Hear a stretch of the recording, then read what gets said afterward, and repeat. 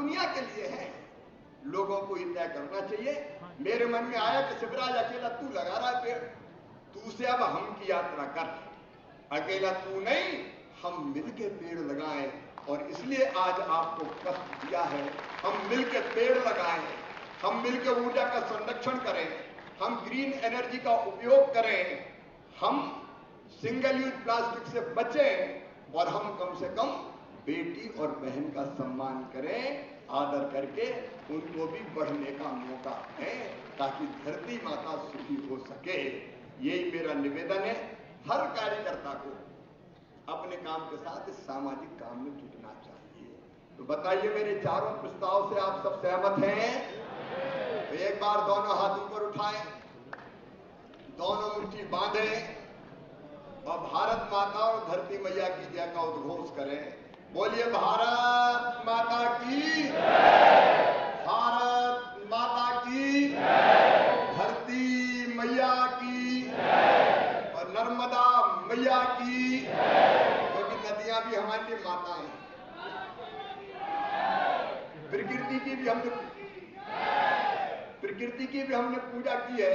पेड़ों की हम पूजा करते हैं, नदियों की हम पूजा करते हैं। हर जगह एक ही चेतना देखते हैं। नदियों, पर्वत, पहाड़ों में, ग्रह, नक्षत्र, तारों में बस एक वही है। और इसलिए धरती को बचाने के अभियान में आइए सब मिलके साथ चलें। मेरे साथ बोलिए, हर हर नर्मदे। मेरे प्रिय मित्रों और बेटा बेटियों, अभी कार्यक्रम चलेगा। अभी हमारे विख्यात पर्यावरणविद हमारे बीच में हैं, उनका उद्बोधन और मार्गदर्शन हमको सुनने मिलेगा। बाद में मुख्यमंत्री जी आएंगे, तब मैं एक बार फिर इस संकल्प को दोहरा के और सरकार से जो सहयोग अपेक्षित है उसकी बात भी करेंगे। तब तक हम सब लोग कार्यक्रम में रुकेंगे। बहुत बहुत धन्यवाद इतनी बड़ी संख्या में पधारने के लिए। आप सबको मैं प्रणाम करता हूं और मिलकर एक नया इतिहास रचेंगे, धरती बदलेंगे, पर्यावरण बचाएंगे, एक नया जमाना लाएंगे। बहुत बहुत धन्यवाद। और जोरदार तालियां। माननीय शिवराज सिंह जी का उद्बोधन हमेशा हम सभी को प्रेरित करता रहा है। एक बार जोरदार तालियां इस आत्मीय उद्बोधन के लिए। हमारे बीच मध्य प्रदेश के उप मुख्यमंत्री माननीय श्री राजेंद्र शुक्ला जी भी उपस्थित हैं। मैं निवेदन करूंगा कि वे हम सभी को अनुग्रहित करें। माननीय उप मुख्यमंत्री जी।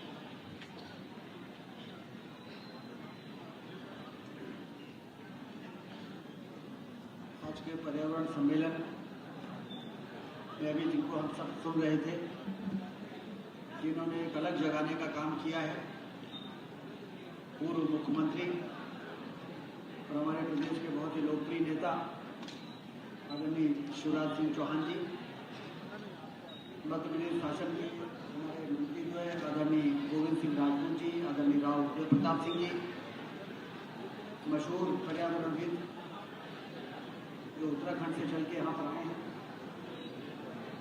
आदरणीय जोशी जी, नगर की प्रथम नागरिक आदरणीय श्रीमती मालती जी और हमारे भारतीय जनता पार्टी के जिलाध्यक्ष सुमित पचौरी जी, की शोभा बढ़ा रहे विभिन्न धर्मों के हमारे जो धर्म गुरु हैं, सभी को प्रणाम करता हूँ। प्रणाम। और हमारे सांसद जी भी हैं रमाकांत भार्गव जी और उपस्थित देवी और सज्जनों और प्यारे बच्चों, जैसा अभी आदरणीय शिवराज सिंह चौहान जी बता रहे थे कि हमारे ग्लेशियर्स पिघल रहे हैं, क्योंकि कार्बन डाइऑक्साइड का जितना उत्सर्जन होता है उतना अवशोषण नहीं हो रहा है। कार्बन डाइऑक्साइड को अवशोषित करने वाला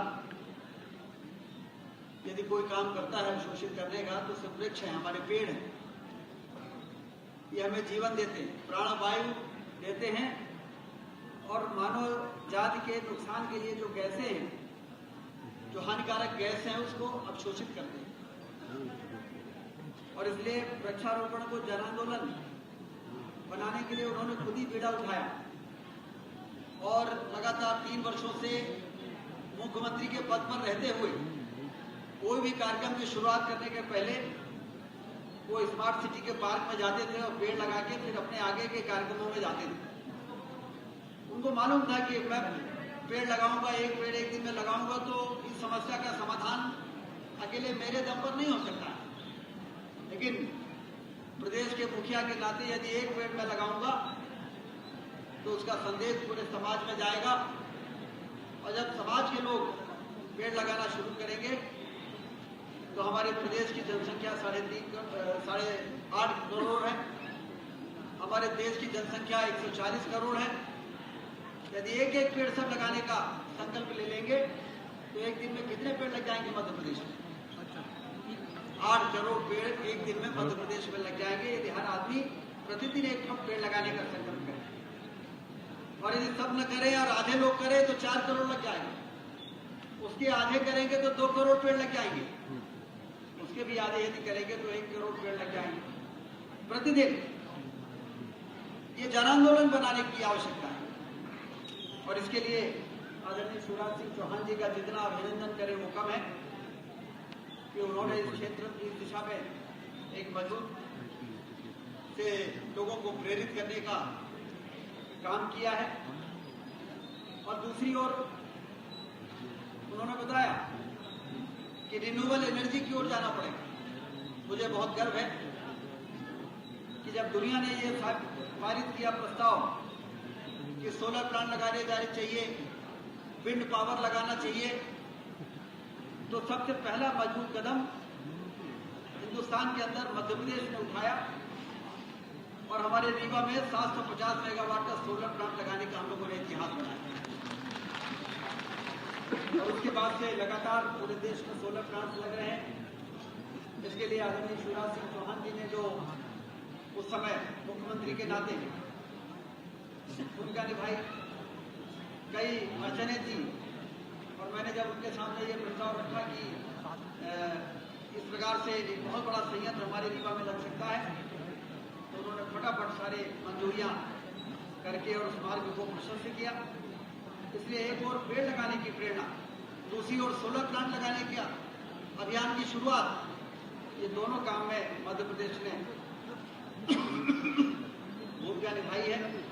और इसमें कोई दोहरा नहीं है कि हमारे लिए विकास जरूरी है, लेकिन विकास के साथ साथ यदि पर्यावरण के संरक्षण के जो उपाय हैं यदि वो हम नहीं करेंगे तो ये विकास जो हमारे लिए वरदान बन सकता है, ये हमारे लिए अभिशाप भी बनने का खतरा हमारे सामने खड़ा कर सकता है। इसलिए आइए हम सब संकल्प लें। आज पर्यावरण सम्मेलन का आयोजन के माध्यम से संकल्प लेने का ही दिन है और ये संदेश सम्मेलन के माध्यम से पूरे प्रदेश के कोने कोने में जाए कि हम सबको जितना भी संभव हो सके वृक्षारोपण का व्रत लें करने का और इसको एक जन आंदोलन बनाने का काम करें। मैं इस सम्मेलन की सफलता की कामना करता हूं और एक बार फिर से पूर्व मुख्यमंत्री जननेता आदरणीय शिवराज सिंह चौहान जी का अभिनंदन करता हूं कि आपने न सिर्फ इस काम को अंजाम दिया बल्कि जन जागरण और जन जागरूकता फैलाने के लिए सम्मेलन का आयोजन किया और बड़े महत्वपूर्ण लोगों को यहाँ पर आपने आमंत्रित किया। बहुत बहुत धन्यवाद। हमारे बीच में आदरणीय कमलेश दादी जी भी पधार रहे हैं, उन्होंने पर्यावरण के क्षेत्र में ऐसा काम किया है, उन्होंने काम किया है, उनका भी मैं अभिनंदन करता हूँ।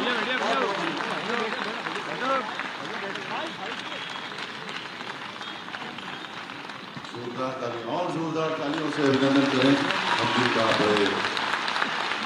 इस सभी से इंतजार कर रहे थे काजी जी, और उनके साथ में हमारे देश के ख्यातनाम गीतकार समीर साहब, समीर रंजान साहब भी आए, उनका भी जोरदार तालियों से स्वागत करें।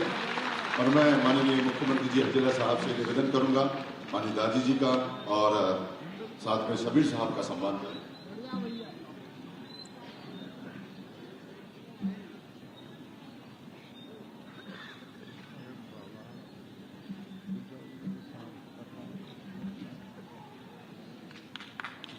जो स्क्रीन पर बाहर इस कार्यक्रम को देख रहे हैं उनसे निवेदन अंदर आ जाए, काफी जगह है, आप स्थान दे सकते हैं।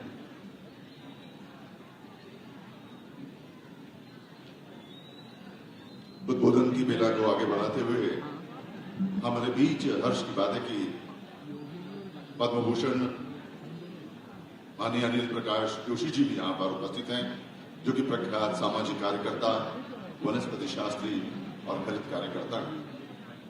हिमालयन पर्यावरण अध्ययन और संरक्षण संगठन हेस्को के आप संस्थापक हैं।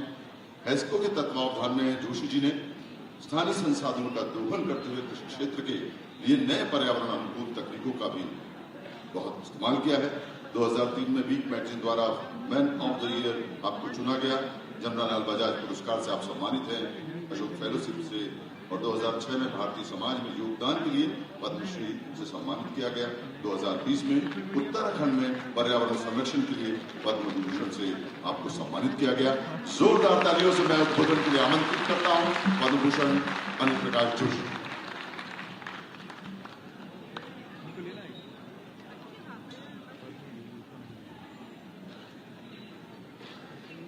मेरे लिए बड़े सम्मान की बात है कि मैं आज आप सबके सामने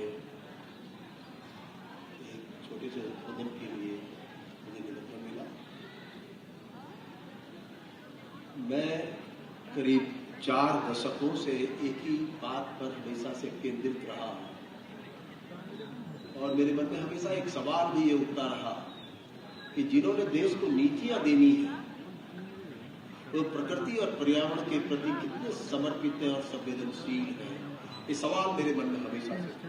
मैं एक ऐसे राज्य से आया हूँ, हिमालय का हिस्सा उत्तराखंड, जहाँ गंगा यमुना नदी निकलती है, जहाँ से हवा मिट्टी पानी देश के बड़े हिस्से को सिंचित करता है। जीवन का एक बहुत बड़ा हिस्सा उत्तराखंड से ही दुनिया में चलता है। इसलिए ये सवाल इसलिए भी थे कि हम वो भी हैं कि जो चिपको आंदोलन से भी जुड़े थे, जिन्होंने देश दुनिया को एक संदेश दिया था कि वृक्ष के प्रति गंभीरता होनी चाहिए। लेकिन बहुत निराशाएं हमें लगती थी कि सरकारें कितनी गंभीर है और खास तौर से राजनीतिक स्तर पर इस पर कितना मंथन और चिंतन होना चाहिए, वो कितना आधा अधूरा है अभी। लेकिन कुछ समय पहले मुझे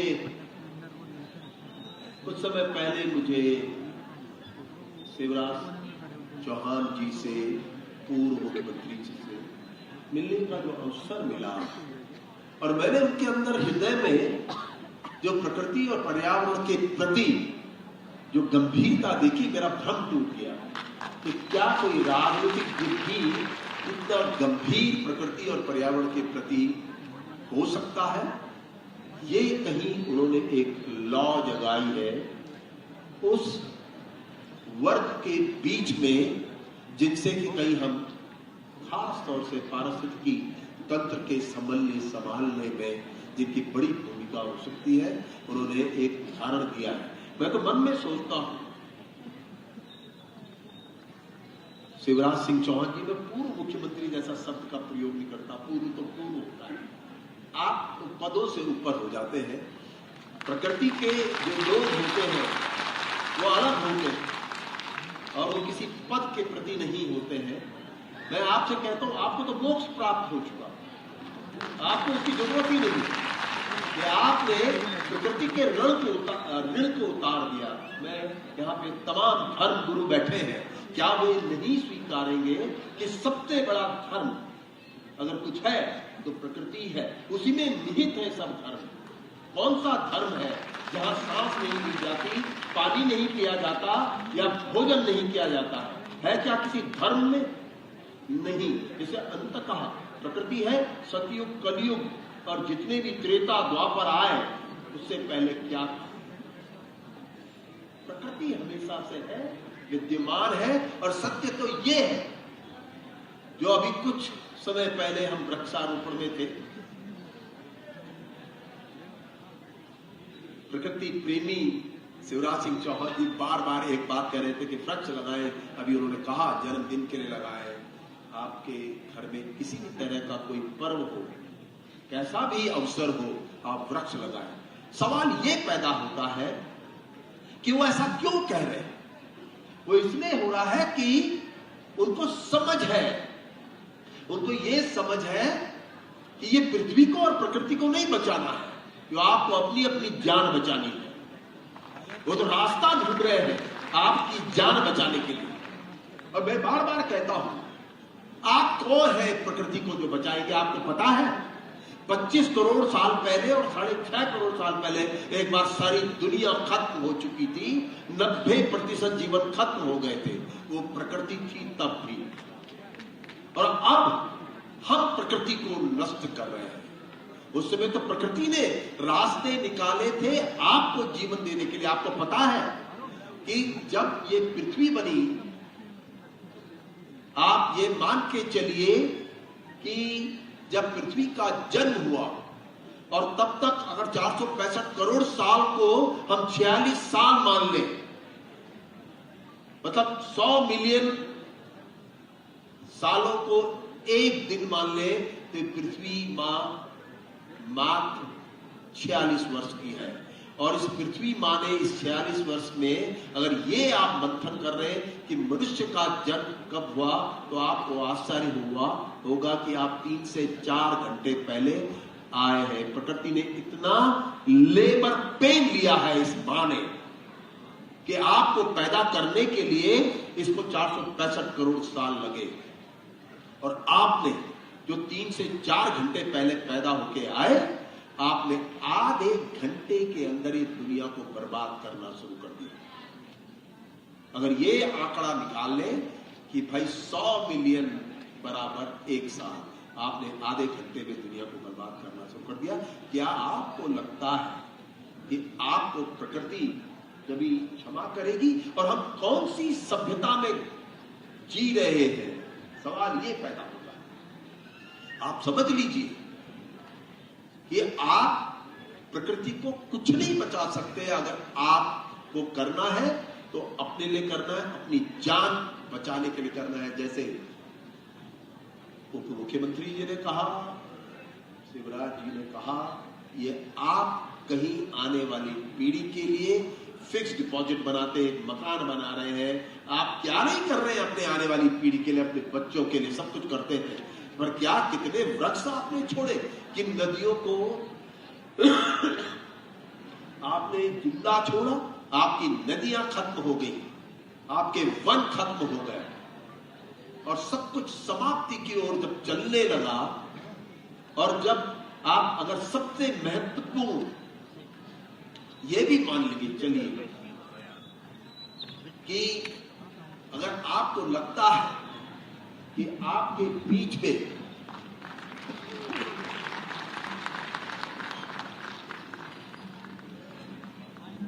जोरदार तालियों से अभिवादन करें हमारे माननीय मुख्यमंत्री डॉक्टर मोहन यादव जी हमारे बीच यहाँ पर पधार चुके हैं।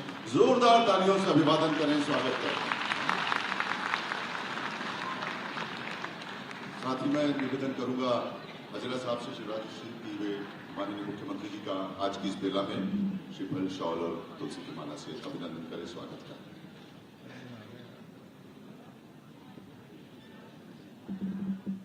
सामने तो जेला जी सामने बैठिए, सामने भी नहीं है। मैं अति व्यस्त समय निकालकर इस आदमी कार्यक्रम में माननीय मुख्यमंत्री जी आए हैं, उनका बहुत बहुत आभार। जोरदार तालियों से एक बार बोला अभिनंदन।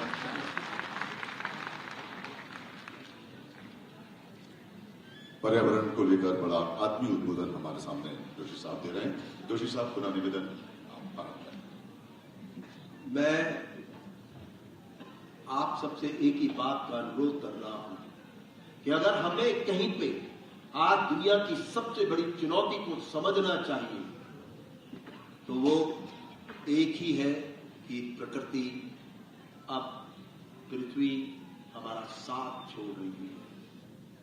और आप ये भी मान लीजिए कि अगर हम पश्चिमी सभ्यता के मारे लोग अमेरिका या यूरोप या किसी बड़े देश के अनुयायी हैं, तो आपको मैं स्पष्ट शब्दों में बता दूं, जो जितना ज्यादा विकसित देश है आज वो उतने बड़े कष्टों से गुजर रहा है। अमेरिका में आए दिन प्रकृति की आपदाएं आप और मैं पड़ रहे हैं। कब किस जगह बाढ़ आ जाए, ये वो देश है जिनके पीछे हम सब पागल हुए और हमने भी अपने देश को उसी तरह ढालना शुरू किया। वो तो सबुद्धि आ गई कि कहीं आज हम अपने देश के भीतर उस ज्ञान विज्ञान, उस वैदिक समझ को दोबारा वापस लाना चाहते हैं। क्योंकि आप तो जानते हैं कि जिस प्रभु को हम सबसे ज्यादा महत्व देते हैं, जिसको कि आप में से किसी ने नहीं देखा, बोलिए किसने प्रभु को देखा? हम में से कोई बता दे कि क्या भगवान शिव को देखा, रामचंद्र जी को देखा, कृष्ण को देखा? हमने कभी भी किसी प्रभु को नहीं देखा। अगर हमने कभी कुछ देखा है तो वो प्रकृति है।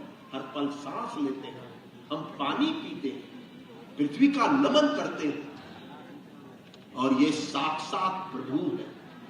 लेकिन कितना बड़ा दुर्भाग्य है कि हम एक तरफ हर घर में हमारे मंदिर है, हर घर में हमारे पूजा होती है, लेकिन प्रकृति से अलग थलग होकर। क्या आपकी पूजा में पानी शामिल नहीं है? क्या आपकी पूजा में पृथ्वी शामिल नहीं है? और इसलिए अब सबसे बड़ी चुनौती अगर दुनिया की हो गई, और वो अमेरिका जो शस्त्रों में सबसे सर्वोपरि है दुनिया में, आज वो न तो कोविड को हरा पाया था, आपको पता है, न वो तमाम आपदाएं जो आई उनसे भिड़ पाया, वो कुछ नहीं कर पाया। इसका मतलब बड़ा स्पष्ट है, प्रकृति सर्वोपरि है। और अगर इसका कहीं कुछ छुपा है उत्तर, तो अपने वैदिक ज्ञान में छुपा है। और वैदिक ज्ञान प्रकृति के केंद्र में वृक्ष, जल, नदी, हवा, मिट्टी, ये उसके केंद्रीय मूल्य है। और इसलिए मैं समझता हूं कि आज की दूसरी बड़ी चुनौती है कि राजनीतिक स्तर पर इसकी बड़ी समझ होनी चाहिए। अब मैं तो आपको प्रणाम करता हूं शिवराज चौहान जी, एक राजनीतिज्ञ होकर आपने इस तरह की सोच को जन्म दिया है, पहली बात। और मैं तो ये समझता हूं कि मध्य प्रदेश मध्य में है और इसकी मध्यस्थ होने के साथ साथ इस पर एक और दायित्व है जो मध्यस्थता का बनता है। और वो मध्यस्थता कहां से आएगी? वो मध्यस्थता यहां से आएगी कि मैं एक सवाल आप सबके बीच में भी रख रहा हूं। पिछले 15, 20, 25 सालों में आपने कितनी प्रगति की? आपके पास आंकड़ा है, सकल घरेलू उत्पाद, आप जीडीपी, सारे देश दुनिया में हम ये बोलते हैं, पर क्या आपके पास ये आंकड़ा है कि आपके मध्य प्रदेश ने कितना पानी जोड़ा, कितने जंगल लगाए, कितनी मिट्टी लगाई? आपके होंगे टुकड़ों में आंकड़े, लेकिन उसी तर्ज में ये जीडीपी भी पश्चिमी सभ्यता की देन है। इसलिए आवश्यक हो जाता है कि हमारे पास एक और आंकड़ा होना चाहिए जो हमारी जान से जुड़ा है। जीडीपी तो जहान से जुड़ी है, कितनी जीडीपी बढ़ गई तो ये ढांचागत विकास हो गया, बड़ी बड़ी बिल्डिंगें आ गई, लेकिन जान बचाने के लिए एक और सूचक की आवश्यकता है, ग्रॉस एनवायरमेंट प्रोडक्ट, सकल पर्यावरण बात कि हम कितना जंगल इस साल हमने बढ़ाया। मैं शिवराज चौहान जी आपसे यही अनुरोध कर रहा था, अगर आपने इतने वन बनाए, वो एक सम्मिलित रूप में कितना पानी, हवा, मिट्टी, पानी को दिया। अब मुझे लगता है कि शायद आप इस देश के उन राज्यों में से एक प्रखर होंगे अगर आप गंभीरता से एक लेखा जोखा इस समानांतर करें कि आपने कितना आर्थिक विकास इस साल किया, उसके समानांतर आपने कितना प्रकृति और पारिस्थितिकी को बेहतर किया, ये आंकड़ा आप देंगे तो आप देश दुनिया में एक अलग स्थान रखेंगे। ये बड़ी स्पष्ट की बात है। ये चुनौती हमारे पे थी वैज्ञानिक होने के नाते, लेकिन हमने अंतर्राष्ट्रीय स्तर पर इसकी स्वीकार्यता कर ली है कि हाँ जीडीपी भी होनी चाहिए, एक अंतर्राष्ट्रीय वैज्ञानिक पत्र ने इसको छाप दिया है और इसे स्वीकार कर लिया है कि हाँ, एक जीबी भी होनी चाहिए। मैं इसी प्रार्थना के साथ यहाँ पे हूँ और मेरा आपसे अनुरोध है, शिवराज सिंह चौहान जी से भी और वर्तमान मुख्यमंत्री जी से भी, उप मुख्यमंत्री जी से भी, आप युवा लोग हैं, नई सोच आपके अंदर होगी ही होगी और विरासत में तो आपको बहुत कुछ मिला ही है। मैंने कहा है पेड़ भी मिले और ऐसी सोच भी मिली, तो अगर आप इस रास्ते को अपनाते हैं तो आप निश्चित रूप से जहान भी बनाएंगे और जान भी बचा पाएंगे। जान प्रकृति से है, जहान जीवन से है। आपका प्रणाम और धन्यवाद। पर्यावरण संरक्षण के आपके प्रयासों को हम प्रणाम करते हैं और आप इस कार्यक्रम में पधारे, हमारे कार्यक्रम को सार्थक बनाया। बहुत बहुत धन्यवाद जोशी जी। जो शब्द संगीत के सुरों में बंद कर दिलों तक पहुंचकर बरसों राज करते हैं, ऐसे एक शब्दकार गीतकार हमारे बीच आप उपस्थित हैं। लगभग 600 फिल्मों में और गैर फिल्मी गीतों में आपने फिल्मों में गीत लिखे हैं। 3 दशक तक गीतकारों के सरताज रहकर 500 से ज्यादा फिल्मों में आपने गीत लिखे हैं। 3 बार आप फिल्म फेयर पुरस्कार जीत चुके हैं। जोरदार तालियों से अभिनंदन करते हैं गीतकार समीर अंजान साहब का।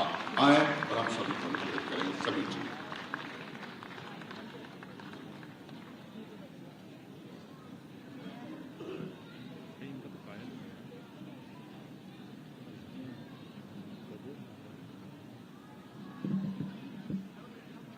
हार्टफुलनेस के संरक्षक, मानवता और पृथ्वी के सच्चे पुजारी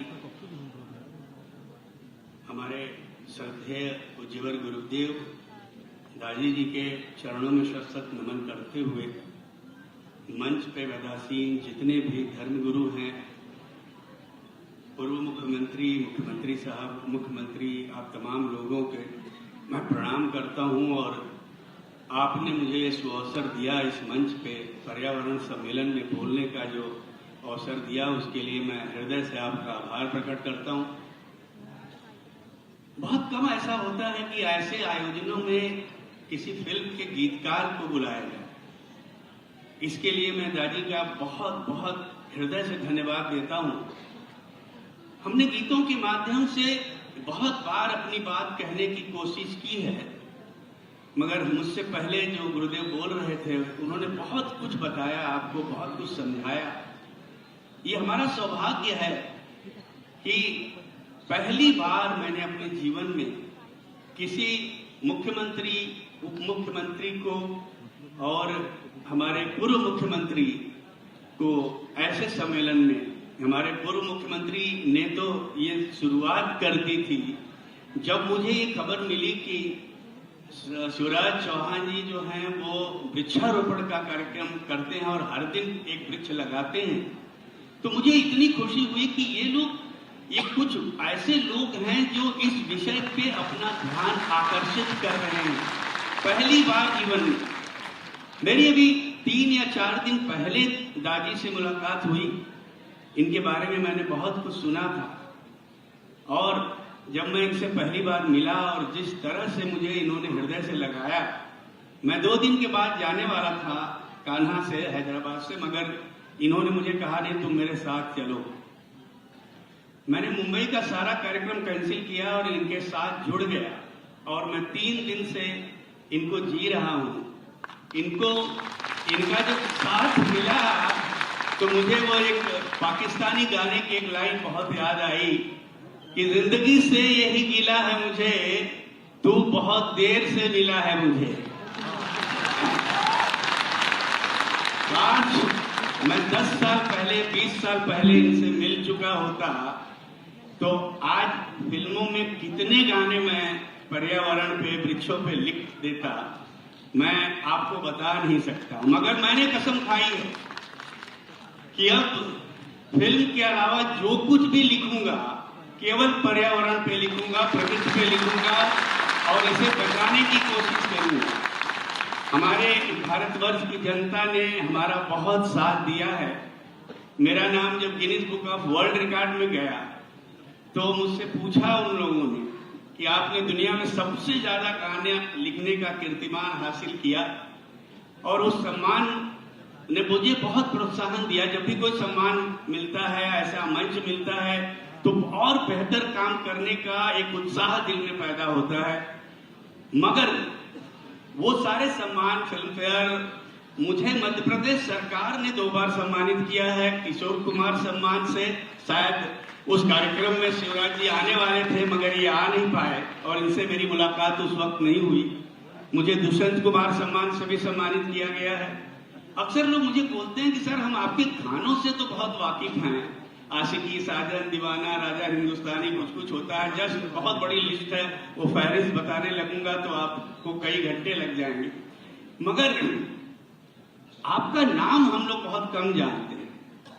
तो मैंने उनको एक शेर सुनाया कि दुनिया को देख के रोशनी बेनूर हो गए, दुनिया को देख के रोशनी बेनूर हो गए, हम नाम नहीं काम से मशहूर हो गए।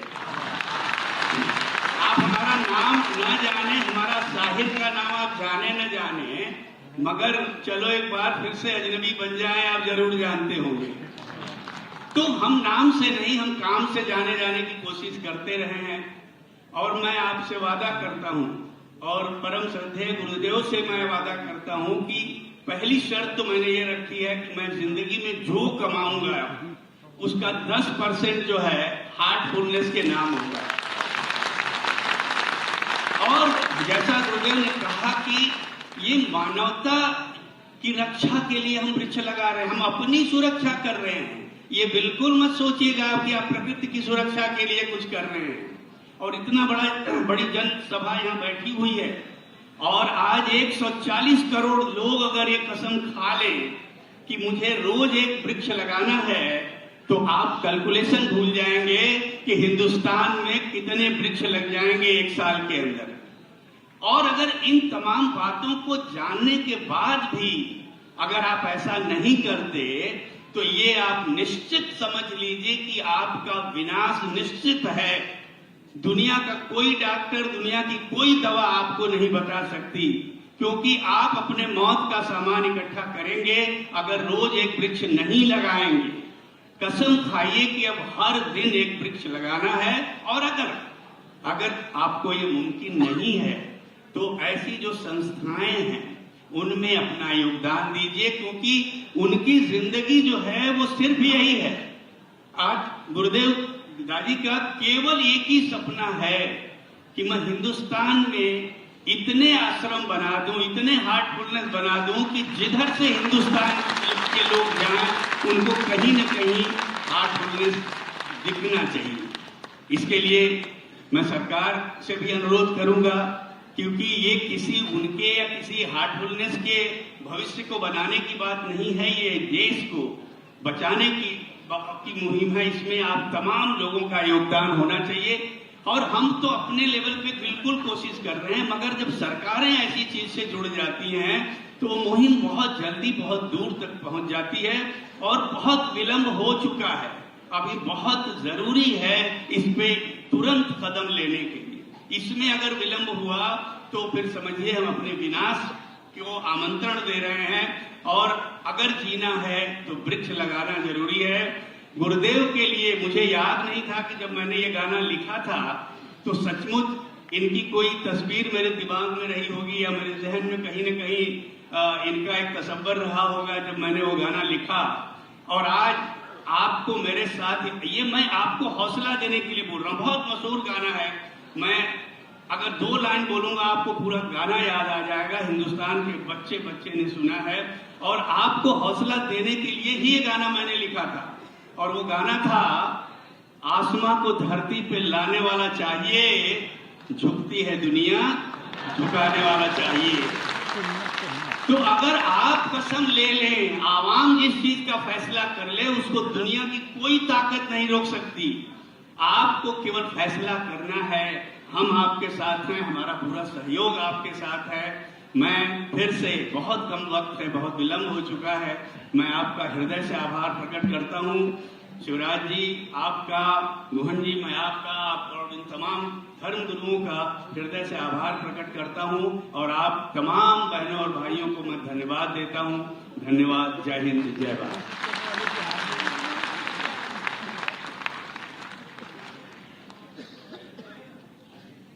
अनजान जी के गीतों में बहुत जान है, और अब वो अनजान भी नहीं है, लेकिन अब हम फिर से अजनबी नहीं बनेंगे। चलो एक बार फिर से हम अजनबी नहीं रहेंगे, पर्यावरण बचाने के काम में आपका योगदान लेते रहेंगे। आप आए इसलिए तालियां बजा के आप स्वागत कीजिए। मित्रों, हमारे बीच दाजी है, अद्भुत। मैं अपने अनुभव से बता रहा हूं, पद्म श्री, पद्म विभूषण, ये अलंकार उनके लिए छोटे हैं। भौतिकता की अग्नि में दग्ध विश्व मानवता को शाश्वत शांति के नए पथ का दिग्दर्शन हार्टफुलनेस के माध्यम से उन्होंने मेरे छोटे से आग्रह पर, क्योंकि वो दुनिया बदलने के काम में लगे, पर्यावरण के लिए बहुत काम कर रहे हैं, लेकिन सहज ध्यान जो उन्होंने प्रारंभ करवाया है उसके भी अद्भुत परिणाम है। मेरे छोटे से आग्रह पर वो पधारे हैं। स्वास्थ्य ठीक न होने के बावजूद मैं उनका हृदय से आभारी हूं, और आप तालियां बजा के उनका स्वागत कीजिए, हृदय से अभिनंदन कीजिए। और मैं अब उनसे विनम्र प्रार्थना करता हूं कि आए और हम सबका मार्गदर्शन करें। श्रद्धेय दादी।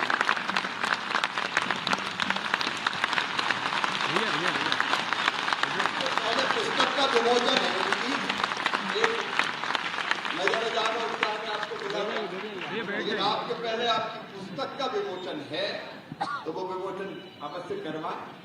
मोहन जी, हमारे मुख्यमंत्री जी, और अनिल जी, जोशी जी, वो पुस्तक का विमोचन करें। इस पुस्तक में स्पिरिचुअल एनाटॉमी के नाम से आपके बीच में है, और गीता का सार और विभिन्न वो विचार जिनसे आध्यात्मिकता का उदय होता है, जिनसे पर्यावरण का विचार आता है, जागृति आती है। और श्रीराम जन्म मिशन में 43 दिन में मध्य प्रदेश के 1 करोड़ लोगों को जोड़ा। ऐसे बहुत सारे संकल्प इस पुस्तक के माध्यम से आप भी अपने जीवन में अपना सकते हैं। पूरे विश्व में इस पुस्तक के द्वारा लोगों के जीवन में परिवर्तन लाने का कार्य श्री रामचंद्र मिशन कर रहा है, और पूज्य दाजी ने ऐसी पुस्तक को आप सबके बीच में लेकर के आए हैं। मैं आप सबसे आग्रह करता हूं, जोरदार करतल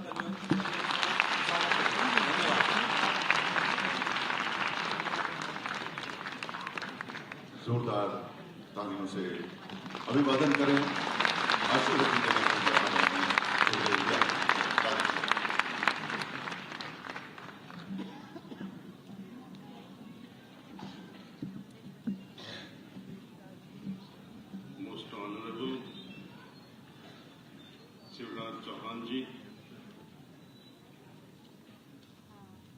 respected Mohan Yadav ji, current CM, और जैसे जोशी जी ने बताया उनको एक्स सीएम मत बोला करो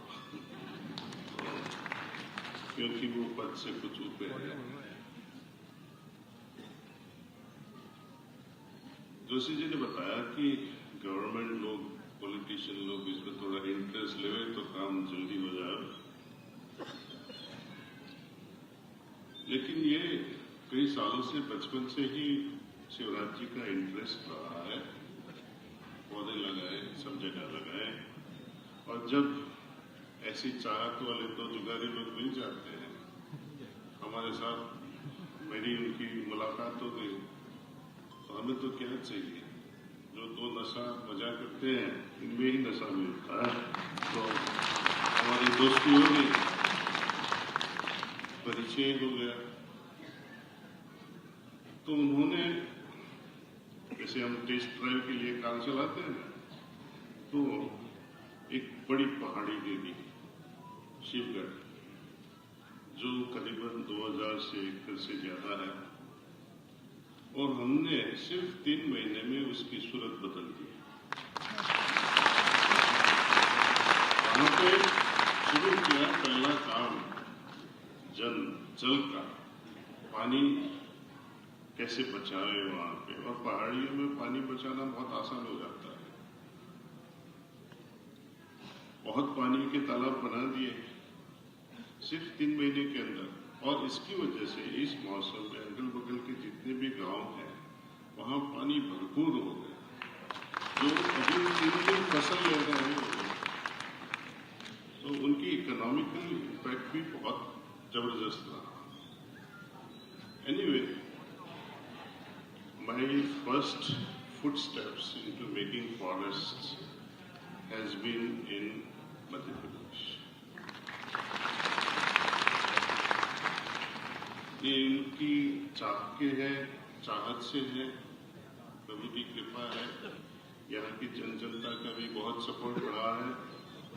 और उन्होंने जो नायडू गारू जो यहाँ बैठे होंगे कहीं पे, और साहब जी ऑपरेशन कहो या ऑर्डर्स कहो, जन अभियान द्वारा गांव में, हर गांव में, out of 52,000 villages of Madhya Pradesh, we covered 42,000 villages, जहां हर घर में ध्यान करवाया 3-3 दिनों तक।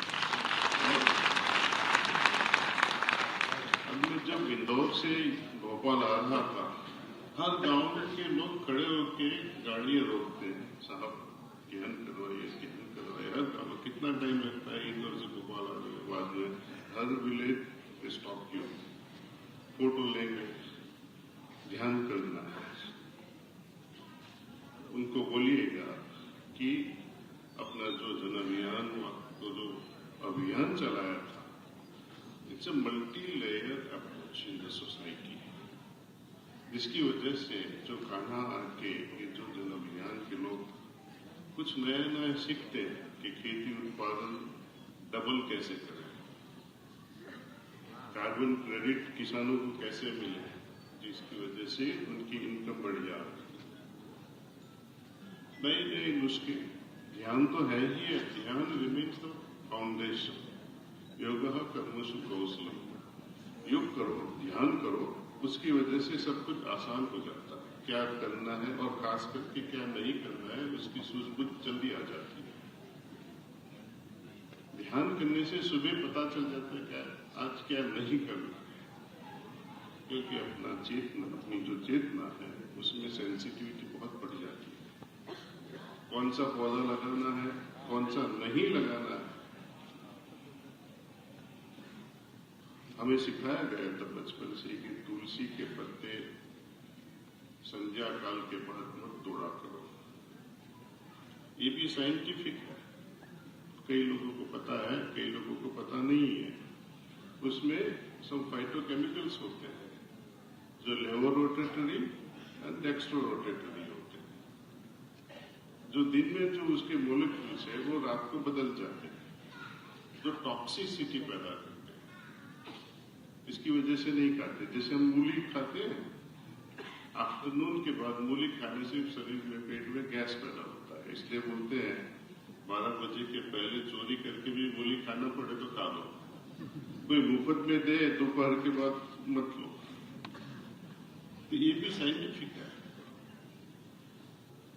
हमने पढ़ा था कॉलेज टाइम्स में कि सर्टन हर्ब्स जो है, डिजिटालिस पर्पुरिया, उसकी जब हार्वेस्टिंग करते हैं वो सुबह सुबह ही होती है,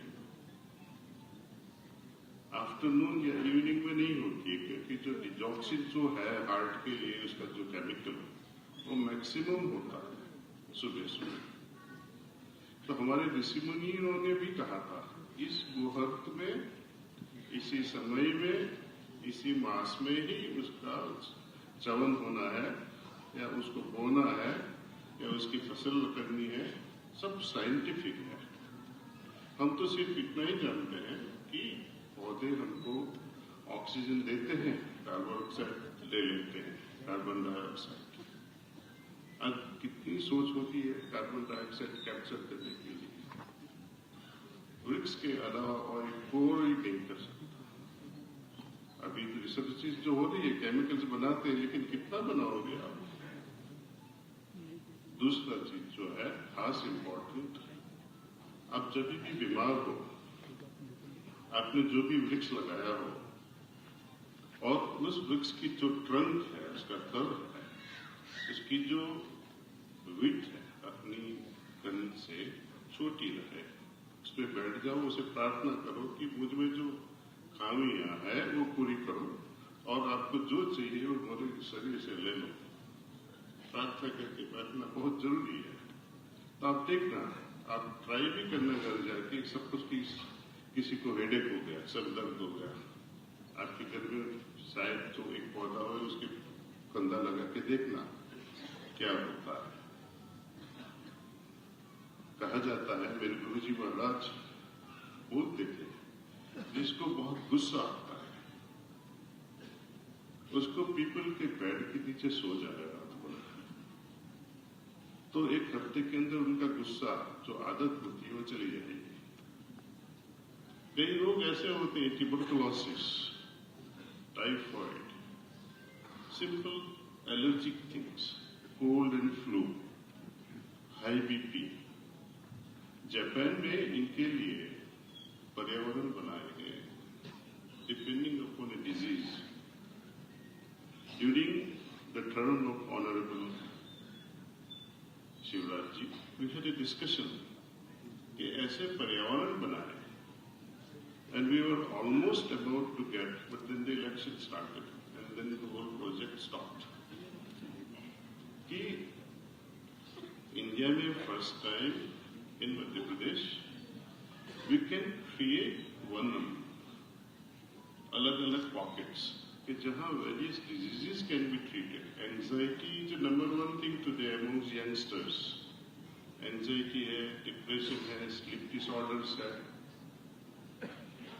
तो छोटी-छोटी कॉटेज, छोटे-छोटे पर्यावरण, अलग-अलग सेक्टर्स में हम जब करेंगे तो नेचुरल उनकी तबीयत में कुछ रोशनी आ जाएगी।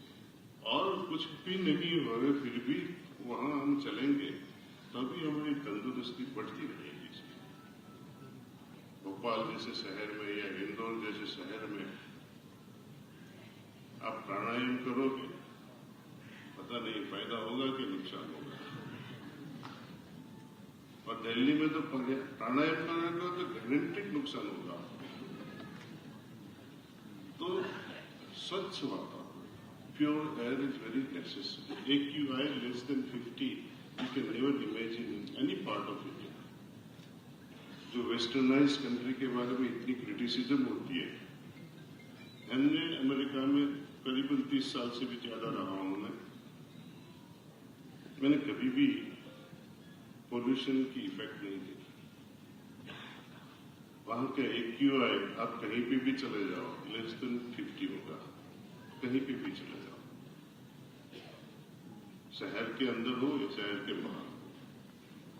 यहाँ गांवों में भी AQI इतना नहीं होगा, ज्यादा डबल ट्रिपल होएगा। क्यों? सिर्फ वनस्पतियों का लैक नहीं है, अज्ञान है, इग्नोरेंस है लोगों में। घर में साफ करते हैं और बाहर फेंकते हैं, कोई ले जाए, दुकान वाला भी आगे साफ करेगा और बाहर फेंकेगा, और बाद में वाहन जाएंगे तो फिर से घर में रहेगा, साफ करते ही रहो पूरी जिंदगी भर। So this knowledge awareness is very much necessary. Third thing I would like to share with you, बहुत सोचने की बात है। वनस्पतियों से, वृक्षों से बहुत कुछ सीख सकते हैं। आम का पेड़ देखा होगा, चीकू का, नारियल का। नारियल को उगाने के लिए आप नारियल का पानी तो नहीं देते हो। मैंगो, आम को उगाने के लिए आमरस देते हो। चीकू का फ्रूट्स देते हो। आहार में गोबर लेते हैं, ठंडा थोड़ा पानी ले लेते हैं, और मजाक में कहते हैं कि गीला गीला पानी।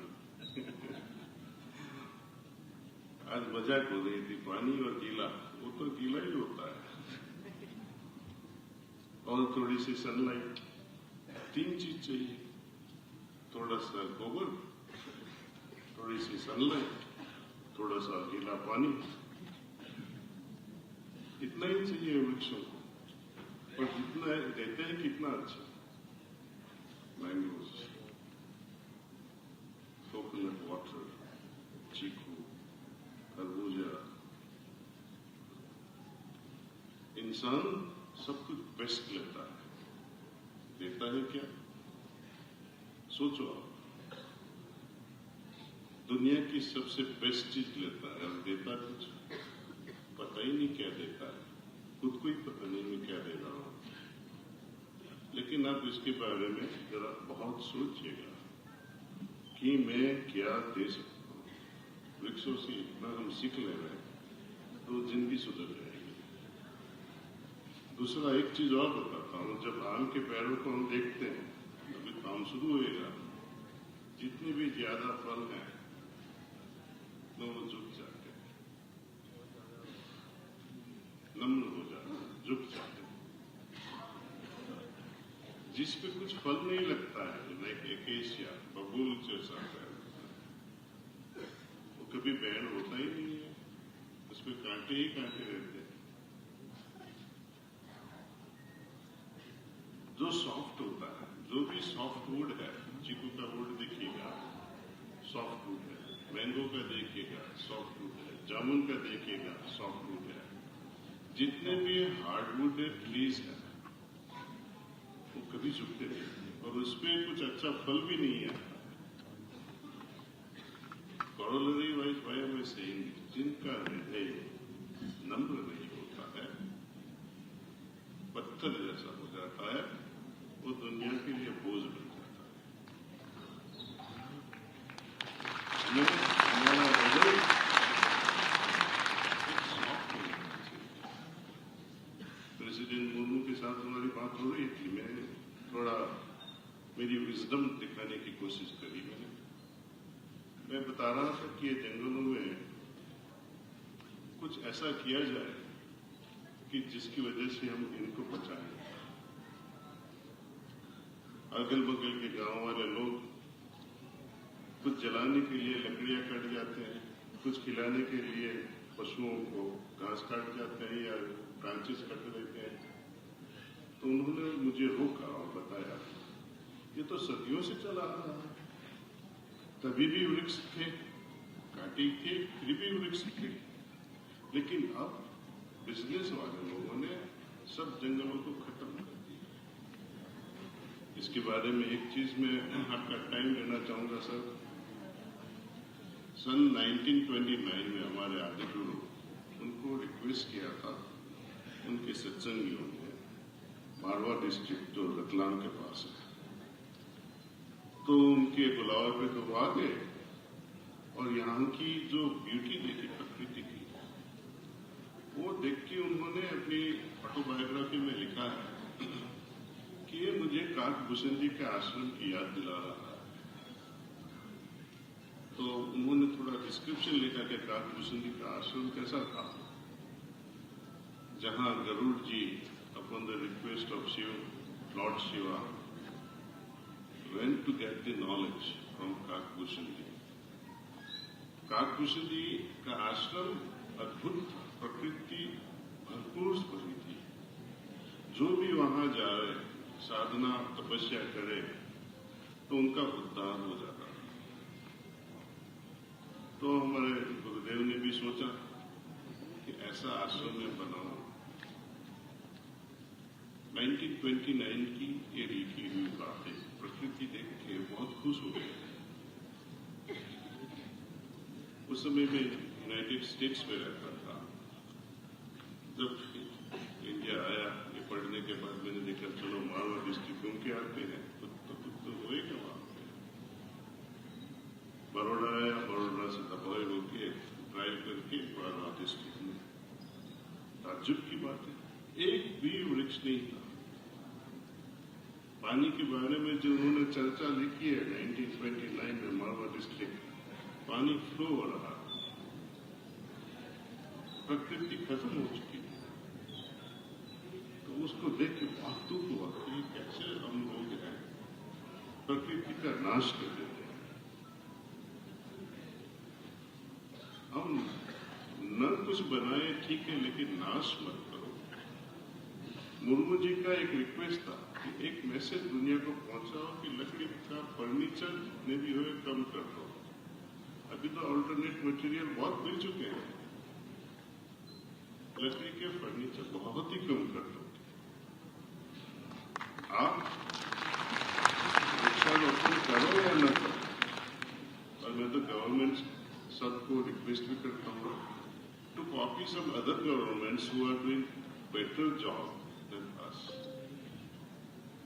कोई अच्छा काम कर रहा है या कोई अच्छा काम शुरू हुआ, जनरली क्या होता है, डिपार्टमेंट में कोई हेड चेंज होता है ना, तो जो अच्छा काम करता है सब बंद कर देता है, नया शुरू करो।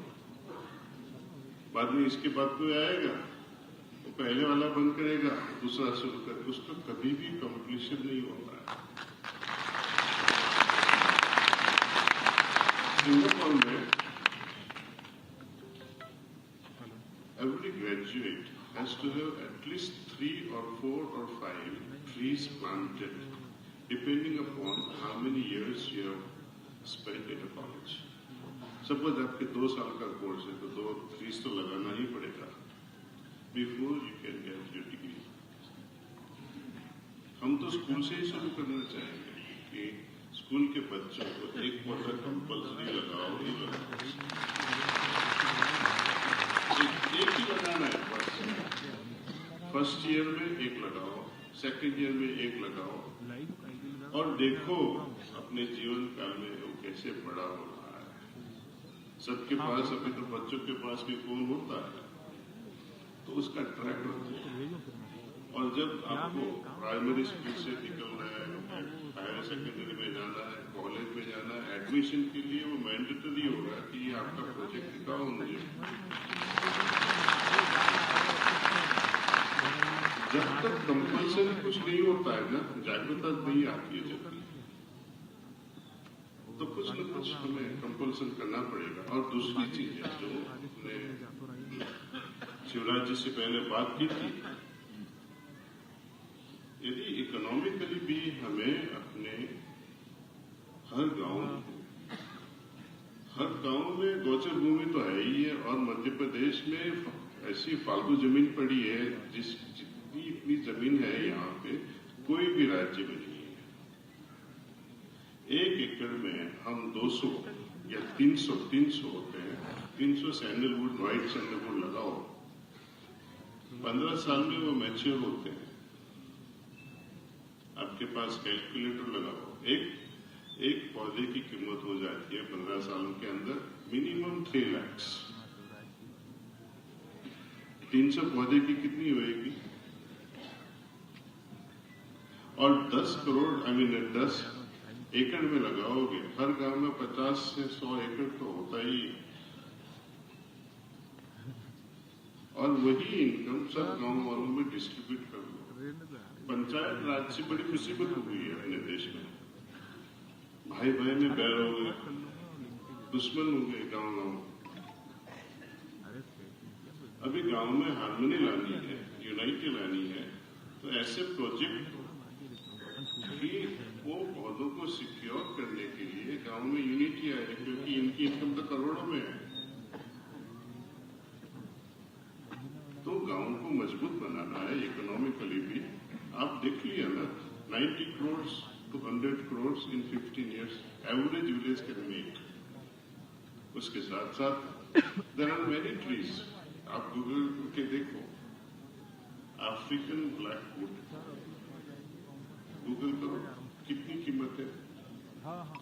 1 किलो वुड की कीमत है 8 लाख रुपीस, 1 किलो। एनीवे, आपको शौक नहीं है वृक्ष लगाने का, लेकिन पैसे का तो शौक है ना, उसके लिए तो लगाओ।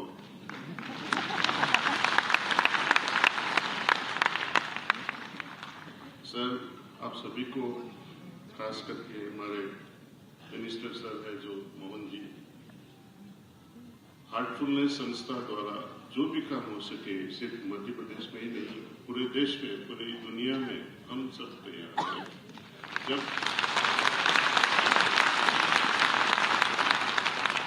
हमने ये 45,000 गांवों में गए थे तो 10,000 से ज्यादा वॉलंटियर्स लोग इंटरनेशनली आए जिनको हिंदी भी नहीं आती।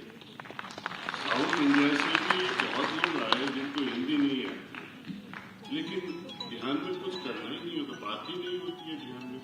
आंख बंद करो और बोलेंगे शुरू करो, बस इतना ही।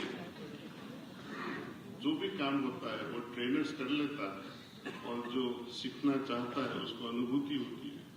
ये जो किताब के बारे में अभी क्या बोलते हैं विमोचन हुआ, तो वो किताब हमारे अनुभव की है कि हर चक्र पे कैसा अनुभव होता है। पतंजलि के बाद इसके बारे में, योग चक्र के बारे में किसी ने रिसर्च ही नहीं की। इसकी भी वजह है कि सहस्त्रदल कमल को फाइनल गिना गया। सहस्त्रदल कमल became the final frontier, ultimate goal हो गया। क्यों? क्योंकि वहां पे सख्त चितानंद की हालत आ जाती है तो लोग समझ बैठे कि इसके आगे तो कुछ है ही नहीं, यहाँ ही आनंद है। लेकिन जो आध्यात्मिकता के रास्ते पे पथते हैं उनको आनंद को भी त्यागना होगा, तब उसके आगे क्या है पता चलेगा। तो ये जो किताब है वो फर्स्ट टाइम हमारे गुरुजी महाराज ने की रिसर्च कि एसडीके सहस्त्रदल कमल के बाद की जर्नी कैसी होती है। तो आपको भी विनती है, बुक पढ़ो मत, लेकिन इसकी अनुभूति करो। Thank you.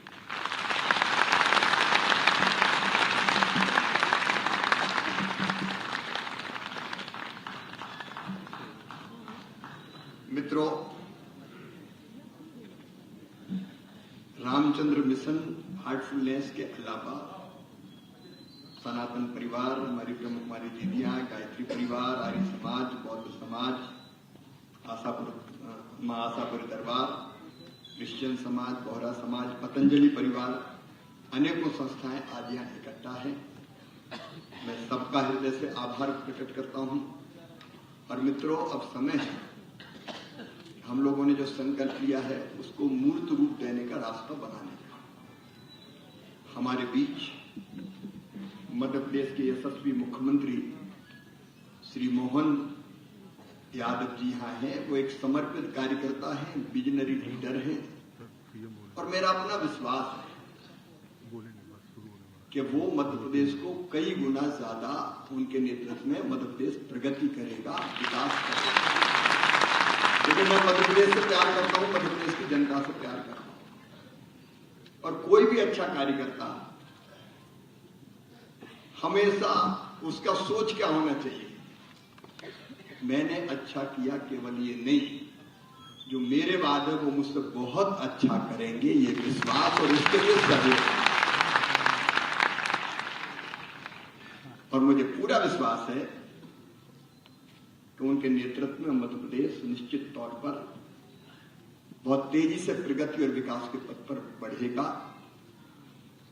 मैं केवल इसलिए आया हूं कि इसके पहले पर्यावरण सम्मेलन में जो कुछ निश्चय किए हैं, हाथ उठा के संकल्प लेकर, नंबर 1 सबने ये तय किया है कि हम कम से कम एक पेड़ एक साल में, जन्मदिन, शादी की बरसगांठ, मैरिज एनिवर्सरी या बेटा बेटी के जन्मदिन, या हमारे जो पूर्वज हैं माता पिता उनकी पुण्यतिथि पर लगाएंगे।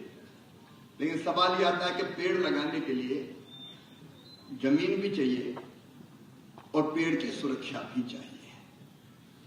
इसलिए सहज हम सब लोग के मन में ये बात थी कि समाज और सरकार दोनों मिलकर काम करें। अकेले सरकार भी नहीं कर सकती, अकेला समाज भी नहीं कर सकता, दोनों का तालमेल जरूरी है। तभी प्रधानमंत्री जी ने जो नेट जीरो का लक्ष्य दुनिया को दिया है कि भारत 2070 तक नेट जीरो का टारगेट प्राप्त कर लेगा, हम उस टारगेट को प्राप्त करने में सहयोग कर सकेंगे। और इसलिए हर शहर में सरकार को स्थान तय कर दे कि अगर किसी को पेड़ लगाना है तो बड़े शहरों में एक से ज्यादा, जैसे इंदौर भोपाल में एक जगह तय करेंगे तो बहुत दूर आना पड़ेगा लोगों को, तो एक से ज्यादा स्थान पार्क हो सकते हैं, अलग अलग स्थान हो सकते हैं, स्थान तय हो जाए और वहां लोगों को सूचना हो कि भाई यहां आप पेड़ लगा सकते हो, आपको लगाना है। ग्राम पंचायत में भी गांव के पास नहीं तो थोड़े दूर 1 किलोमीटर 2 किलोमीटर दूर स्थान तय हो जाए तो लोग वहां सहज रूप से पेड़ लगा सकेंगे। कई लोगों ने इच्छा प्रकट की है कि एक ट्री बैंक बने, और ट्री बैंक का मतलब यह कि पेड़ चाहिए तो हर एक पेड़ खरीदने जाए उसके बजाय उसको एक स्थान पे कहीं पेड़ मिल जाए।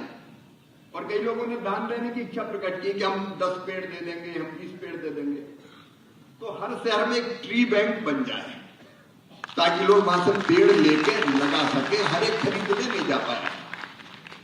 और वो भी केवल सरकार नहीं, हम लोग मिलकर करेंगे, समाज को भी आगे आना चाहिए। तीसरी चीज जो तय की है, प्रधानमंत्री जी ने जो संकल्प किया है सोलर ग्रीन एनर्जी का, हर घर सोलर पैनल लगे। तो पर्यावरण सम्मेलन ने ये तय किया है कि हम अपने घर भी प्रयास करेंगे सोलर पैनल लगाने का, जो नई योजना प्रधानमंत्री जी ने दी है। और भोपाल में तो तय कर रहे थे, इंदौर भी इस संकल्प को ले, मनोज भी यहां बैठे हुए हैं कि हम धीरे धीरे पूरे शहर में सोलर कर देंगे, ग्रीन एनर्जी। तो उसमें हम जी जान से काम करेंगे, सरकार और समाज मिलके। तीसरी चीज तय की है सिंगल यूज प्लास्टिक, उसका उपयोग ना करने के लिए जन जागरण पैदा करेंगे। और चौथी चीज, बेटा और बेटी दोनों को बराबर मान के जितने बेटे जन्म लेते हैं उतनी बेटियां जन्म लें, इसके लिए जो जागरण पैदा करना है, प्रधानमंत्री जी ने बेटी बचाओ बेटी पढ़ाओ जैसे अभियान चलाया, उसी को आगे बढ़ाने का हम संकल्प लेंगे। मैं फिर कह रहा हूं कि ये कर्मकांड नहीं है, पर्यावरण सम्मेलन। हम कुछ ठोस, जैसा मैंने पहले भी कहा कि हर एक को सामाजिक काम करना चाहिए, कोई ना कोई काम अपने काम के अलावा, तो उस काम को करने के संकल्प के साथ आए हैं। और इसलिए मैं समझता हूं 11 बजे से लोग इकट्ठे, जितने लोग अंदर थे उतने लोग बाहर भी, तो सब उत्साहित होकर आए हैं। समाज की रचनात्मक शक्ति का जागरण है और मोहन जी के नेतृत्व में सरकार इसका पूरा उपयोग करके समाज को, अपने प्रदेश को बेहतर से बेहतर बनाने का प्रयत्न करे, और वो करेंगे, ये मेरा विश्वास है। मैंने फिर कहा कि मेरे अकेले से पेड़ लगाने से काम नहीं चलेगा, आप सबको इस अभियान में शामिल होना पड़ेगा। एक बार मुख्यमंत्री जी के सामने फिर आप बोलिए, सब तैयार हैं? सब तैयार है। तो सर आप भी तैयार है और समाज भी तैयार है, आप भी तैयार और सरकार भी तैयार, और दादी भी तैयार और नरेंद्र जोशी जी भी तैयार, हमारे सारे धर्मगुरु तैयार, और अनजान जैसे कभी भी तैयार। यहां तो सब तैयार ही है। तो मुझे लगता है कि मध्य प्रदेश पर्यावरण के क्षेत्र में निश्चित तौर पर बहुत प्रगति करेगा। एक संकल्प मैं आपको दिला के मुख्यमंत्री जी से आग्रह करूंगा कि वो इस सम्मेलन का समापन करे। हम लोगों ने ये सोचा है कि हर शहर में, हर गांव में छोटी टीम बने, पर्यावरण मंच, कोष्टक में जीवन, क्योंकि ये अलग अलग संस्थाएं, चैम्बर ऑफ कॉमर्स से लेके इंडस्ट्रीज के एसोसिएशन से लेके व्यापारी संगठन से लेके धर्मगुरु तक, तो एक प्लेटफॉर्म मिल जाए सबको, तो एक पर्यावरण मंच बने, और वो पर्यावरण मंच सरकार के सहयोग से इन कामों को नीचे मूर्त रूप दे। और हर 3-1 महीने में प्रदेश स्तर पर भी इन संस्थाओं के साथ बैठ के हो जाए, एक अम्ब्रेला हो जाएगा। जन अभियान परिषद भी यहाँ पे एक अम्ब्रेला बन जाएगी अच्छा काम करने की। आइए इस संकल्प के साथ मैं मुख्यमंत्री जी को बुलाऊंगा, आप मेरे साथ संकल्प लेंगे पर्यावरण बचाने का। और ये प्रधानमंत्री जी का संकल्प है, देश का संकल्प है, दुनिया का संकल्प है, भारत का संकल्प है, इसी में विश्व का कल्याण निहित है। तो मेरे साथ आप दोहराएंगे, मैं संकल्प लेता हूं कि अपने जन्म दिवस पर व अन्य विशेष अवसरों पर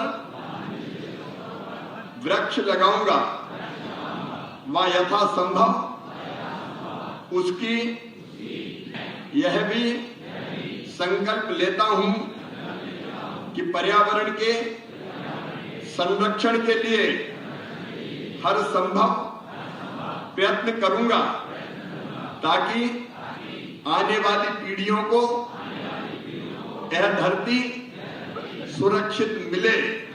बोलिए भारत माता की, धरती मैया की। और अब बिना किसी विलंब के मैं मुख्यमंत्री जी से आग्रह करता हूं कि वो हमको संबोधित करें। माननीय मुख्यमंत्री जी, उसके पहले दीदी निवेदन है ब्रह्म कुमारी दीदी आए और माननीय मुख्यमंत्री जी का और शिवराज जी का पर्यावरण सम्मेलन के इस अवसर पर स्मृति चिन्ह देकर उन्हें सम्मानित करें। दीदी से ब्रह्म कुमारी माननीय मुख्यमंत्री डॉक्टर मोहन यादव जी और हमारे अपने इस कार्यक्रम की प्रेरणा शिवराज सिंह चौहान जी।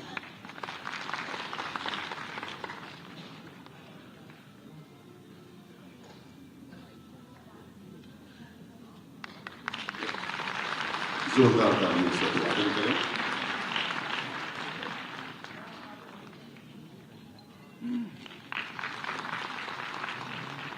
जोरदार तालियों से अभिवादन करते हैं। आशीर्वचन देने के लिए पधारे माननीय मुख्यमंत्री डॉक्टर मोहन यादव जी।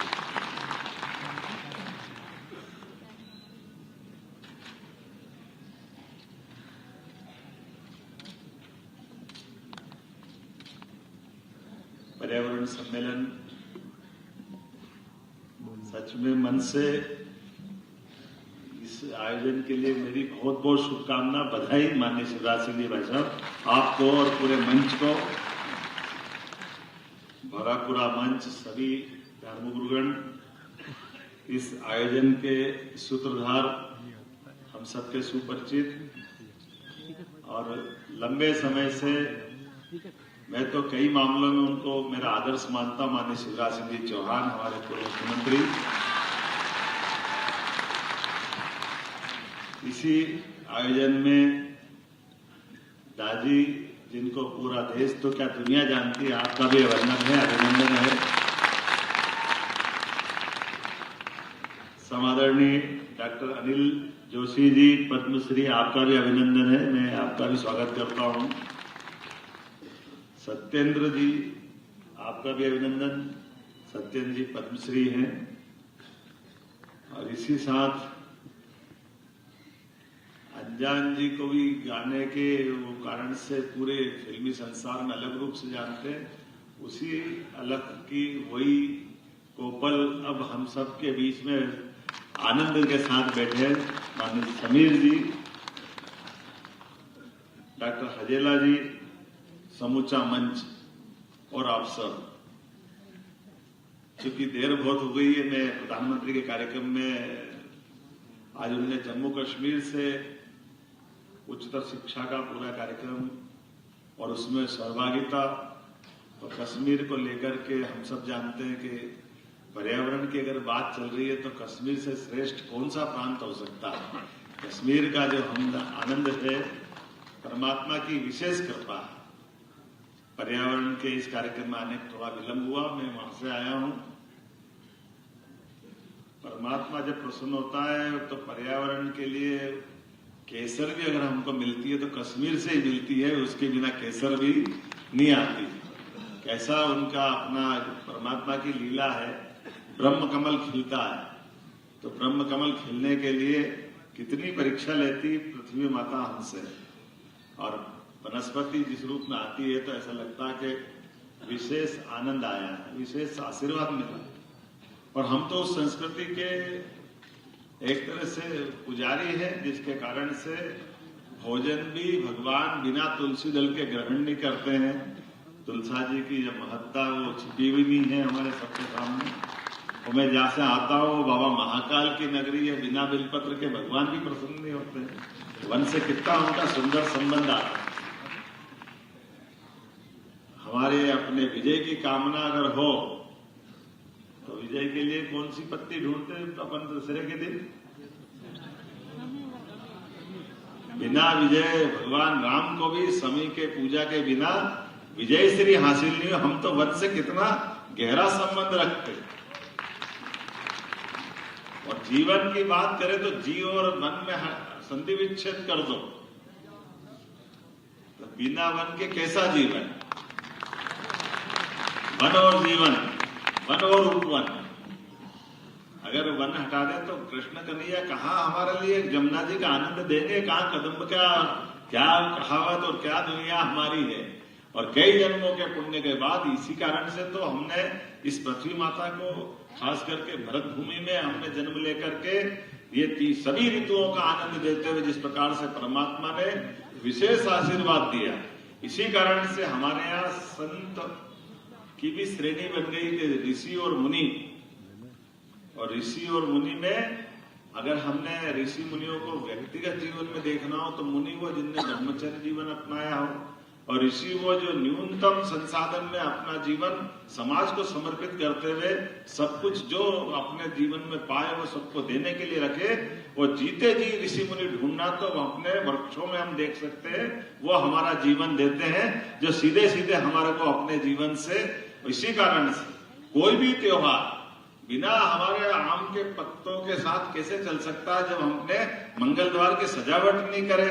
कोई पूजा पाठ कैसी हो सकती है कलश के नीचे आम के पत्ते नहीं आए?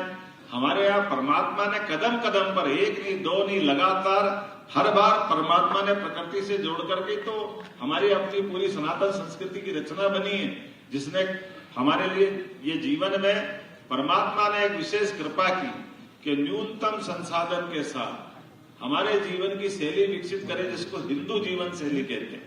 और वह हिंदू जीवन शैली से वसुदेव कुटुंबकम की आवाज भी तो यही से आती है, जिसके आधार पर नरेंद्र मोदी जी आज के इस दौर में पूरी दुनिया को दिखा रहे हैं। दो तरह की दुनिया हमारे सामने दिखाई दे रही है। अगर आप दुनिया को देखो, एक दौर वो है जिसने ताकत के बलबूते पर अपनी सत्ता स्थापित करने के लिए, जब हमने अतीत की बात करें तो अतीत में तो छोड़ो, आज भी दिखाई दे रही है। युद्ध जिस एक देश के एक अम्ब्रेला में कैसे भी बने थे, लेकिन बने हुए थे रूस और यूक्रेन। जब कई सालों तक इकट्ठा रहेगा तब तो कुछ आत्मीयता बन जाती, लेकिन आज भी जिस बात को ताकत के भरोसे से दबाने का जो संस्कार उन्होंने पाया था वो बाहर निकल के आया। उसी कारण से इजराइल का युद्ध हो, बाकी युद्ध हो, और ऐसे युद्धों की आहट के बीच में शांति का संदेश कहीं से निकलता है तो भारत की तरफ से निकलता है। वो होंगे जो तलवार के बल को दबाते हैं। हम तो कोविड में लोगों को दवाई बांटते हैं, हमको मिलते हैं हमारे यशस्वी प्रधानमंत्री उस वसुदेव कुटुंबकम के आधार पर तो दुनिया में अपने जो पाया है वो सबको देने के लिए निकल पड़ते। और एक नहीं दो नहीं, ऐसे हजारों हजारों उदाहरण बड़े पड़े। इसलिए आज हमारे अपने इस देश के अंदर भारत की जो दुनिया में महत्ता है वो हमारे विचार के कारण से, कि जो हमने समुची वसुधा को एक परिवार माना। हमारा कुटुंब कौन सा? मानवता। हमारा विचार कौन सा? शांति। हमारे अपने दर्शन क्या है? वो हमारे अपने दर्शन प्रकृति के साथ जीने की कदम कदम पर जो हमको सीख मिलती है, वो कोई शास्त्रों में लिखी होगी, वो लिखी होगी। भोजपत्र पढ़ करके राजा भोज को भी 1000 साल बाद हम याद करते हैं, क्योंकि हमारी साहित्य रचना भी भोजपत्र पे वन से तो रिश्ता जोड़ती है, वन से कहाँ अलग ले जाती है। हमारे लिए तो एक नहीं दो नहीं, अगर अपना दूर दराज जंगल में भी कोई अलग निरंजन करता संत तो उनका जलने वाला सामने जिसकी वो धुनी तापते हैं, बिना वृक्ष के कोई धुनी ताप सकता था क्या? लेकिन जलती धुनी एहसास कराती है कि जब तक जंगल है तब तक ही जीवन है, बिना जंगल के जीवन संभव नहीं है। ये जो कदम कदम पे हमको सीख मिलती है, मैं अपनी ओर से यशस्वी माननीय शिवराज जी भाई साहब को धन्यवाद देना चाहता हूँ, जिन्होंने एक अपने जीवन में एक नया अलग खास करके इस चौथी पारी में लगाया था कि एक दिन एक पेड़ रोज, और एक आपके माध्यम से कितनी बड़ी गंगा की धारा के समान अलग अलग तरह से आपने जोड़ा। किसको छोड़ा? आपने ब्रह्म कुमारी दीदियों को जोड़ा, तो अपने बोहरा समाज को जोड़ा, और अलग अलग प्रकार से बच्चों को जोड़ा। पर्यावरण में रुचि बनाने के लिए और रोज पेड़ लगाने के लिए कितना सुंदर विचार। और एक पेड़ रोज, चाहे कोविड का कठिन काल हो या कितनी जरूरी कोई आवश्यक यात्रा हो, हर दिन आपने याद रखा, ये हम सबके लिए प्रेरणादायी है। मैं बधाई देना चाहता हूं और आपको ये सुंदर आयोजन की बधाई देना चाहता हूं, जिसके माध्यम से, और आपने कुछ कहा है तो कहा क्या है, आपने सबके लिए कहा, आपने अपने लिए तो कुछ बोला ही नहीं।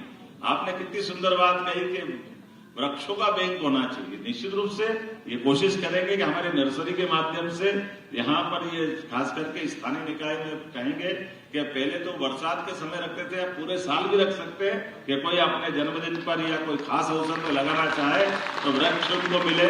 और इसी प्रकार से जगह जगह अपने टीएनसी अगर नक्शा पास करता है तो हर जगह, खास करके नगरीय क्षेत्र में तो वृक्ष की बगीचे रहते ही हैं, तो इस तरह से योजना बनाएंगे। ये आपका सुंदर सुझाव है। मैं आज ही आपका विचार बिल्कुल नीचे तक पहुंचाने का प्रयास करूंगा कि जो स्थानीय निकाय होंगे या ग्रामीण की ग्रामीण पंचायत होगी, वो निश्चित जगह अपने पास रिजर्व करे, जहां पर जो भी अगर वृक्ष लगाना चाहे, पेड़ लगाना चाहे, पौधा लगाना चाहे, तो निश्चित रूप से उसको जगह मिलना चाहिए। इसी बात में कोई संकट नहीं है। आपने दो और अच्छी बात कही। आपने कहा सोलर पैनल, वास्तव में बात सही है। बिना बिजली के हमारे यहाँ ये आज का दौर तो इसी प्रकार का है, लेकिन बिजली के लिए अगर परमात्मा ने शुरू से गुंजाइश निकाली और यशस्वी प्रधानमंत्री ने उसका अभियान लगाने की बात कही है, तो सोलर सिटी आपने सांची को बनाया है। इसी अभियान को आगे चलाते हुए जहां जहां हो सकता है निश्चित रूप से सोलर पैनल के लिए अपन आगे बढ़ेंगे। और आपने प्लास्टिक को उपयोग, खास करके सिंगल यूज प्लास्टिक की बात कही है, मैं उससे भी सहमत हूं। सरकार के आधार पर समाज को भी जागृत करेगा और समाज आप अपनी सबकी आवाज सुन रहा है। निश्चित रूप से प्लास्टिक के खतरे हम सब पहचानते हैं, लेकिन आज तो मैं आपको पुनः पर्यावरण सम्मेलन में बहुत अच्छा आयोजन की, लगातार इस संकल्प को आपने बनाते हुए चलाया है। परमात्मा करे आप सहस्त्र आयु हो, हमेशा इसी अभियान से जुड़े रहे और इसी प्रकार से अलग अलग क्षेत्रों में आप प्रेरणा देते रहे। राजनीतिक क्षेत्र में होने के बावजूद भी ये जो प्रेरणा दी आपने खास करके पर्यावरण के प्रति, ये कोई ऐसी सामान्य बात नहीं हो सकती। ये विलक्षण व्यक्तित्व ही होते हैं जो इस प्रकार की प्रेरणा देते हैं। मैं आपके पूरे उज्जवल भविष्य की कामना भी करता हूं और परमात्मा करे आपके यश और बढ़ता जाए। जीवन की सब कुछ आकांक्षा आपने जो सुजीव सब आपको दे और आपके माध्यम से हम सब भी गौरवान्वित होते रहे। बहुत बहुत धन्यवाद। भारत माता की बहुत बहुत धन्यवाद माननीय मुख्यमंत्री जी। मित्रों, प्रसिद्ध दिगंबर संत आचार्य श्री विद्यासागर जी महाराज विगत शनिवार रात वहां प्रयाण कर गए। लोगों में आध्यात्मिक जागृति के लिए उनके बहुमूल्य प्रयास सदैव स्मरण किए जाएंगे। समाज के लिए उनका अप्रतिम योगदान हर पीढ़ी को प्रेरित करता रहता है। आइए हम सब खड़े होकर 2 मिनट मौन रहकर उन्हें श्रद्धांजलि अर्पित करें। भैया आपको डाउन होना पड़ेगा, भैया आपको बैठना पड़ेगा, भैया आपको बैठना, आप बैठ जाओ, आपका आप बैठ।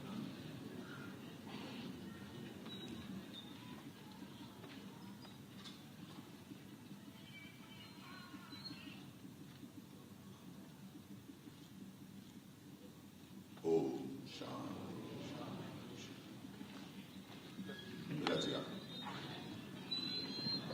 आभार के लिए मैं उपाध्यक्ष गोपाल चंद्र ऑफ कॉमर्स, प्रमुख उद्योगपति श्री सुनील जैन पासवे को आमंत्रित करता हूं आए और आभार से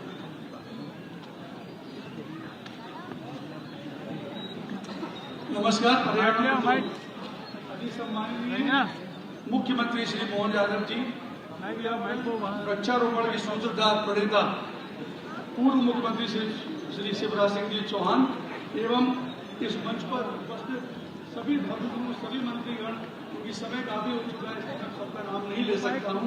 आप सब लोग का यहाँ पधारने का बहुत बहुत आभार।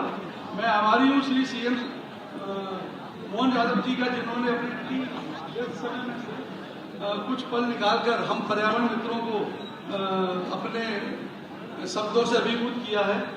सभी वक्ताओं ने पर्यावरण पर अपनी अपनी बात रखी है, सोलर सिस्टम पर भी, उद्योग, सड़क निर्माण व घरों के निर्माण से बड़े पैमाने पर वृक्षों को काटा जा रहा है।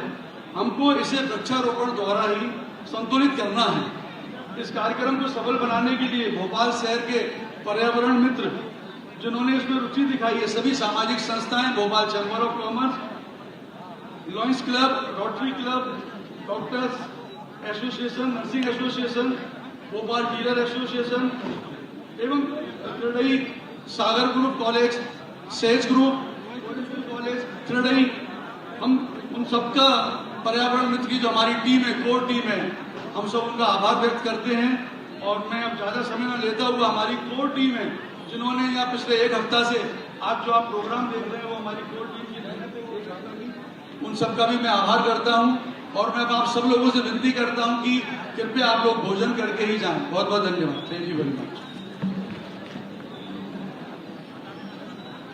आप सभी से अनुरोध है, आप सभी के लिए भोजन की व्यवस्था कर दी है। विनम्र निवेदन, सस्वार आप भोजन भी कर सकते। आप सभी पर्यावरण सम्मेलन के इस कार्यक्रम में पधारे, अपना बहुत ही महत्वपूर्ण समय हम सभी को दिया। साथ ही हम बहुत बहुत आभारी हैं हमारे तमाम अतिथि महोदयों के, राजीव जी, अनिल जी, समीर जी, माननीय मुख्यमंत्री जी, कि आप सभी ने इस कार्यक्रम को गरिमा प्रदान की।